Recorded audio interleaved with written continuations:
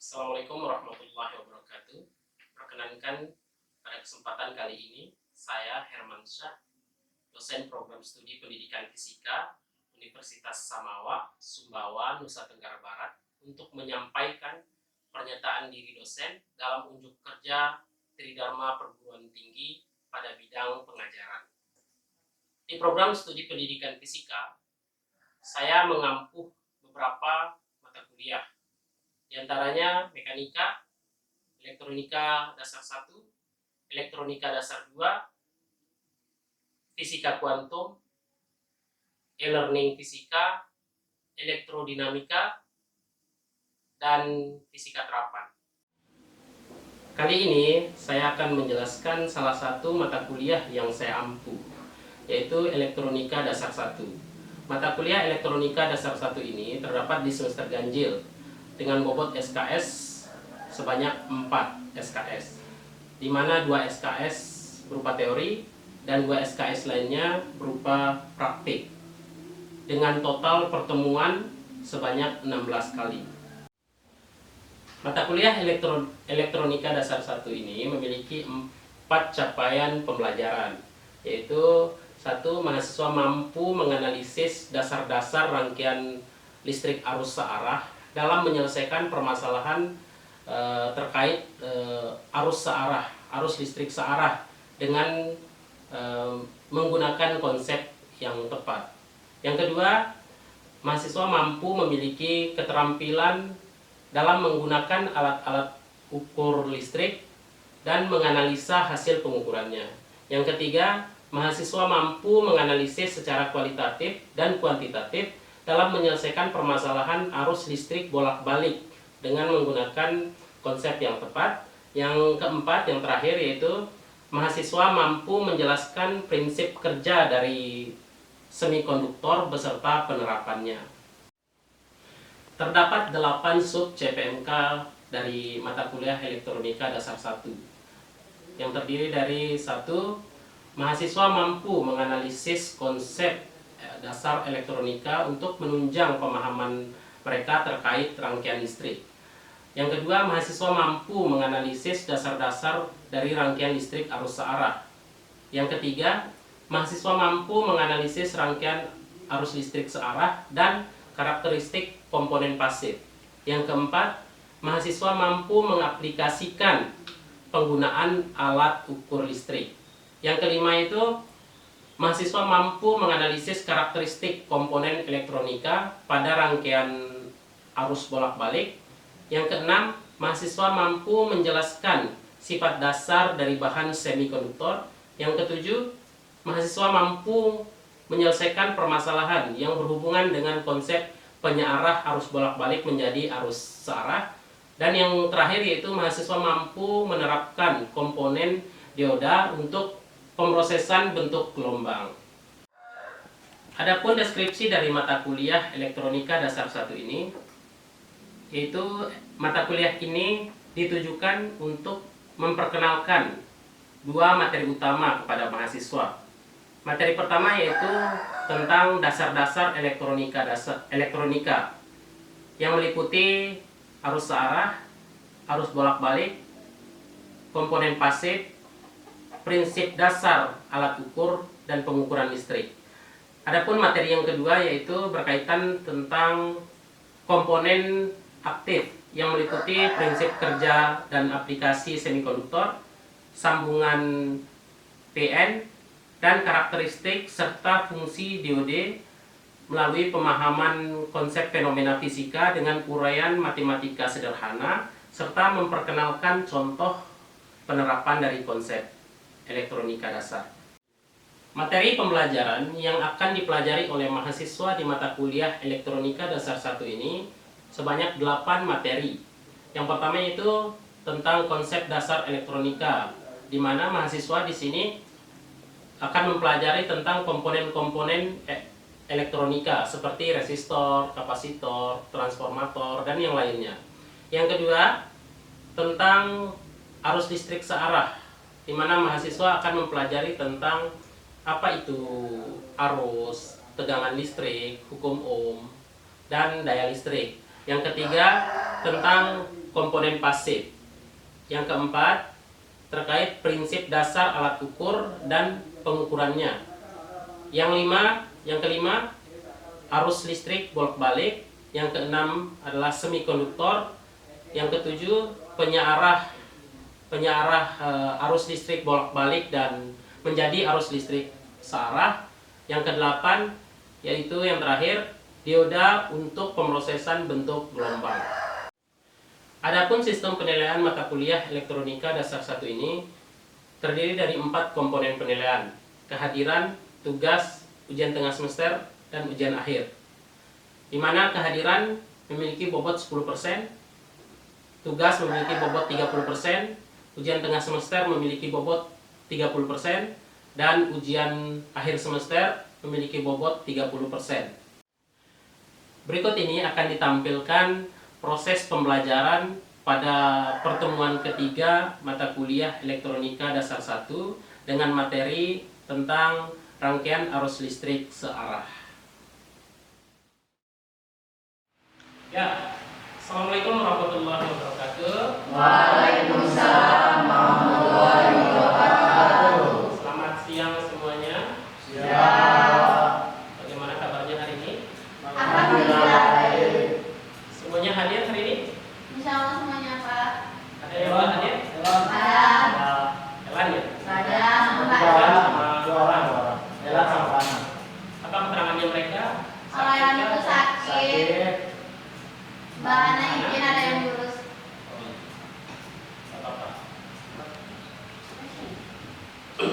Pada pertemuan sebelumnya, pada pertemuan 1 dan 2, kita telah mempelajari tentang dasar-dasar dari elektronika. Seperti kita mempelajari komponen-komponen elektronika, ada resistor, transformator, kapasitor, dan yang lainnya telah kita pelajari sebelumnya. Sampai kita menentukan nilai dari nilai resistansi dari resistor. Dilihat dari gelang warna yang terdapat di resistor. Nah, pada pertemuan kali ini kita akan melanjutkan lagi ke materi yang berikutnya, dan saya akan menampilkan sebuah gambar yang kalian harus tebak satu kata dari gambar yang akan saya tampilkan.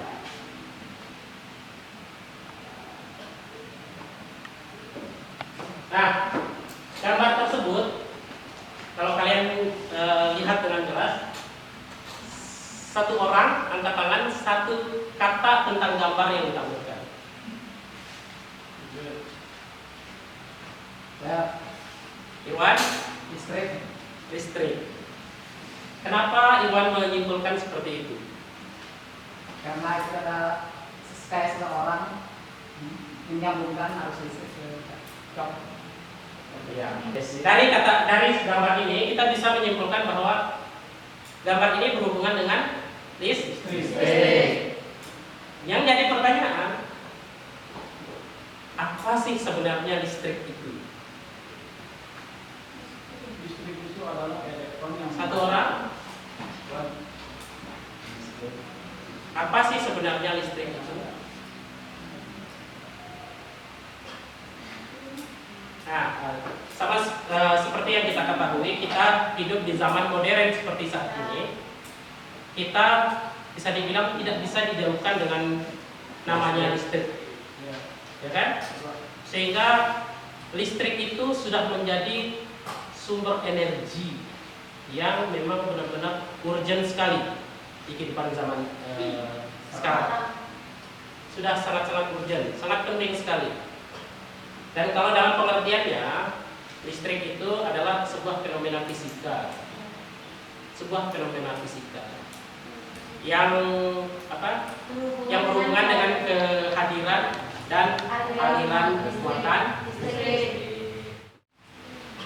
Nah, sebelum kita masuk ke materi, saya akan sampaikan dulu, ini adalah capaian mata kuliah kita pada pertemuan kali ini, di mana subcapaiannya itu mahasiswa mampu menganalisis dasar-dasar rangkaian listrik arus searah.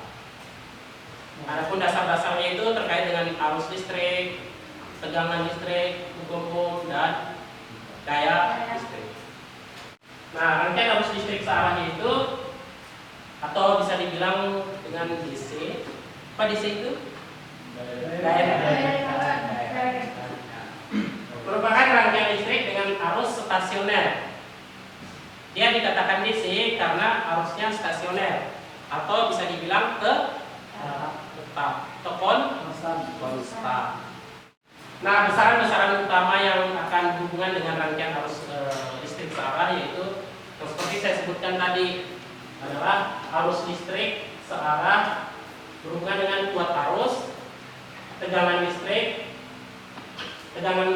yang bekerja pada komponen yang resistif. Nah, selanjutnya di sini arus listrik atau kuat arus listrik disimpulkan dengan dengan I besar.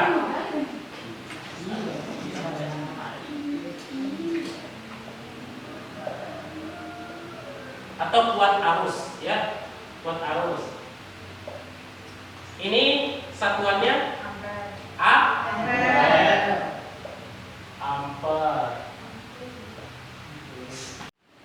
Di sini ada 3, tegangan listrik, hukum ohm, dan daya listrik.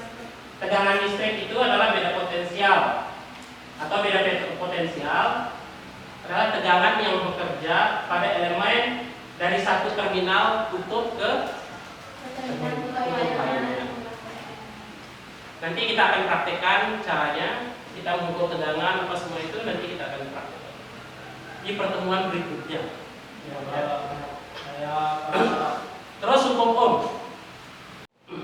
Nah, adalah suatu pernyataan bahwa besar tegangan dilambangkan dengan V. Ya, tegangan dilambangkan dengan V. Nah, besarnya tegangan listrik pada sebuah penghantar atau kawat penghantar berbanding lurus dengan arus listrik yang arus listrik lambangnya I.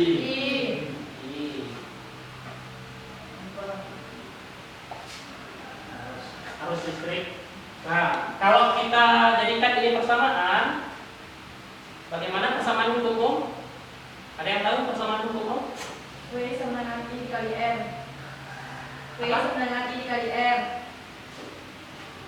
V Sama dengan I dikali M. ini apa? Tegangan. Nah, ini apa? Arus. Hambatan. Dan hukum ohm itu adalah R sama dengan T per I. Nah, kita lanjut ke daya listrik. Daya listrik adalah kemampuan suatu peralatan listrik untuk melakukan usaha akibat adanya perubahan kerja dan perubahan muatan listrik tiap waktu. Apa persamaan dari daya? D besar. D besar. W per W per I. W per I. W per T. W per T. per T kecil atau T besar? Kecil. Nah, seperti yang kalian lihat di layar, di situ ada sebuah contoh soal dengan, nah di situ soalnya berbunyi sebuah pendingin ruangan. Pendingin ruangan ini bisa AC, bisa yang lainnya. Ya. Sebuah pendingin ruangan memerlukan tegangan sebesar 440 volt. Nah, dan arus listrik sebesar 2,4 ampere untuk mengaktifkannya. Nah, untuk mengaktifkan pendingin ruangan itu diperlukan tegangan sebesar 440 volt dan arus listrik sebesar 2,4 ampere. Nah, berapakah daya listrik yang dikonsumsi oleh pendingin ruangan tersebut?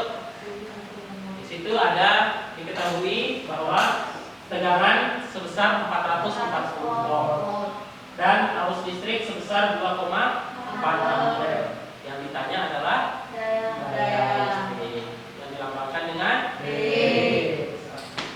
Nah, itu pun penyelesaiannya menggunakan persamaan yang V dikali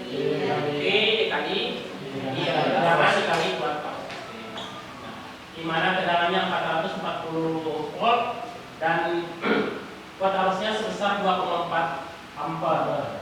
Nah, di mana hasil akhirnya bahwa pendingin ruangan itu akan memerlukan daya listrik sebesar 56 watt. 56 watt. Sebesar inilah daya yang dibutuhkan oleh pendingin ruangan yang memiliki tegangan sebesar 440 volt dan kuat arus sebesar 2,4 ampere. Ada sebuah latihan untuk kalian. Di situ bunyi soalnya itu titik memiliki rangkaian lampu pijar yang menggunakan baterai sebagai sumber tenaganya. Ya, ngerti sampai sini? Ngerti, Pak. Baterai tersebut memiliki tegangan sebesar 40 volt, 48 volt, dengan hambatan pada lampu sebesar 6 ohm.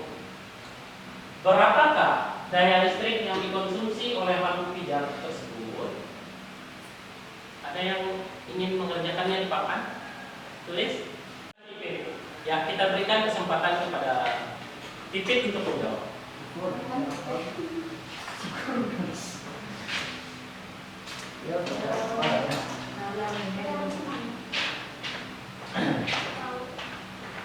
Boleh kerjakan di sebelah sana atau di sebelah sini. Baik, semuanya perhatikan ya, dari soal kita mengetahui ada baterai tersebut memiliki tegangan sebesar 48 volt, berarti yang diketahui tegangannya sama dengan 48 volt.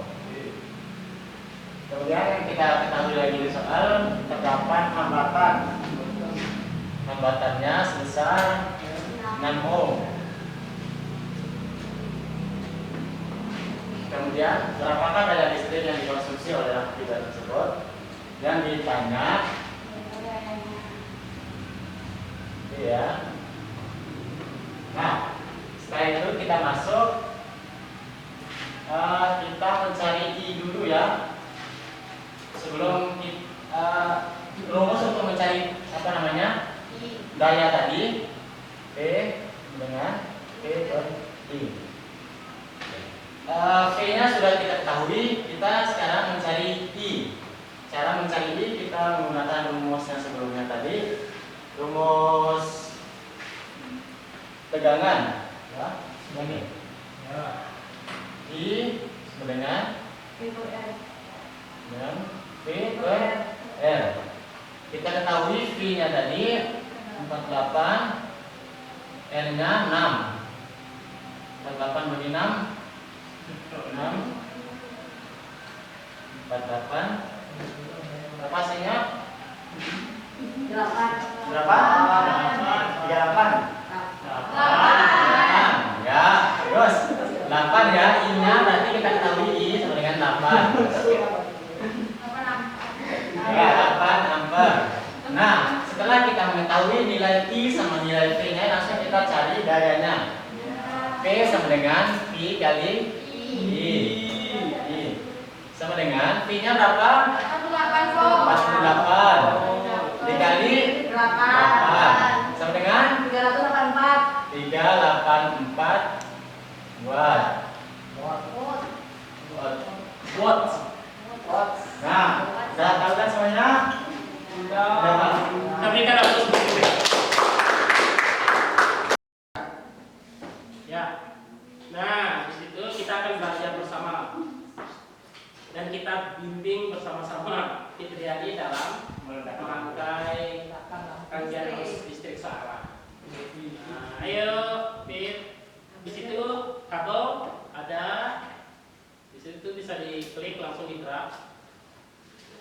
Diklik dan ditarik ya. Oke. Drag lagi kabelnya kalau memang butuh. Oke. Nah, ambil baterai.